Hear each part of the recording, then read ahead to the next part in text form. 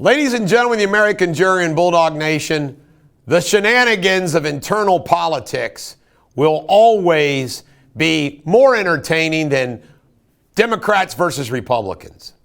What's going on right now in this country politically is very amusing because it looks like Joe Biden is bringing back all of the Obamaites to his cabinet.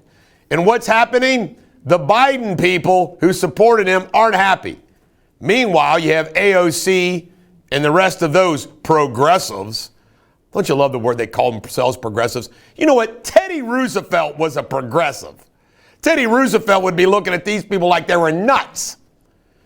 But anyway, the internal fighting. Remember I told you that I left Republican Party politics because I couldn't stand the inter-party politics? It's far worse, folks. Look at the inter-Republican battles. Positioning of who's going to be the candidate for president in 2024, so forth and so on. But I love to sit back and watch them implode. The Democratic Party will not be united. The Democratic Party's a cluster mess. And you know what? That all helps America. Thank goodness. Meanwhile, there's something in the law. Lawyers understand this. It's called pleading in the alternative. You're allowed to make two inconsistent arguments depending on what the judge thinks. You can say, well, Judge, if you think that, I argue this. If you think that, I argue that. It's called arguing the alternative. That's what's going on right now post-election. It is amazing how the media wants to get Trump to concede and grasp at every little thing. Oh, he's conceding. Oh, the GSA says it's time for Biden to transition. Oh, Biden's now going to appoint cabinet members and all this other stuff. By the way, Secretary of State, very close to Hunter.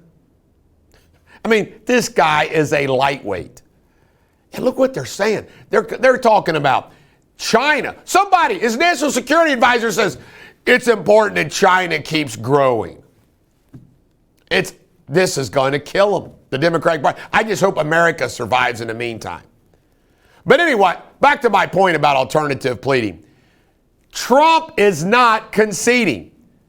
We're allowed to have Biden begin some type of a pseudo transition process to where he's transitioning to maybe become president, while Trump keeps up the battle.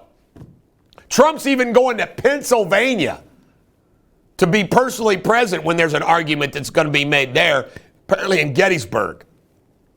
The bottom line, folks, is it's a circus like never before. You know what? Thank goodness Trump keeps fighting. Because I still think the Supreme Court is going to decide this one way or the other. And I want Trump to fight it to the bitter end. Meanwhile, they hold on to the Senate. Can you imagine the Senate hearings that can be held, hopefully, about what went on in all these states? It's going to be entertaining. And isn't the fight for America? I got to ask you this.